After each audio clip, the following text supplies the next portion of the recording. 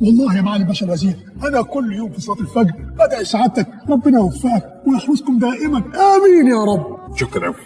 هتكون راحت فين؟ دي جزمة معالي الوزير. والله يا بيه ما اعرف، والله يا بيه ما اعرف، اكيد اتاخدت غلط من هنا. جزمة معالي وزير الداخلية تتسرق وهو بيصلي؟ يا دي المصيبة، ده هينفخنا كلنا.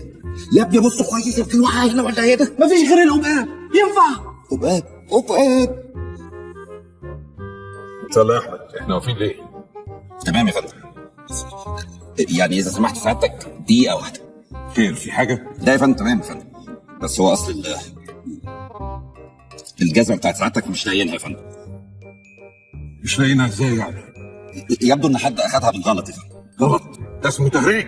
ازاي واحد يدخل وياخد جزمة قدامكم ويمشي؟ استغل تركيزنا في الصلاة وعمل عمليته السود. انا همشي ازاي دلوقتي؟ اخرج من الجامع ايه؟ بالشراب؟ ما بلبسش مطرح حد.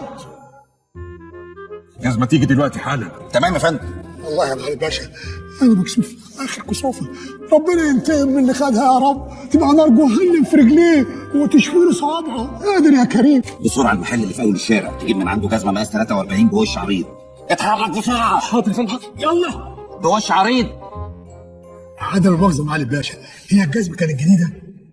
دي تاني لابسة ليها، ما لبستهاش غير مرتين بس. لا حول ولا قوة إلا بالله. في يا باشا عاوزين جزء اسود مقاس 43 بوز عريض بسرعه. حاضر لحضرتك، انت لسه هتتكلم معايا؟ بقول لك بسرعه. يلا اعمل لك همه. معلش يا معالي باشا، اخذ الشر وراح. انا اللي مضايقني انها كانت مريحاني. بس اسمع يا معالي باشا، هو ايه ما يعرفش انها جزمة سعادتك؟ اسمع يا شيخ صابر، مش عايز مخلوق يعرف ايه اللي حصل ده. لا لا لا لا يا معالي باشا، ده اسمه كلام. الناس لو عرفت ان وزير الداخلية جزمته اتسرقت في الجامع، ده ممكن يبقى له اثر سلبي على منظومة الامن بشكل عام.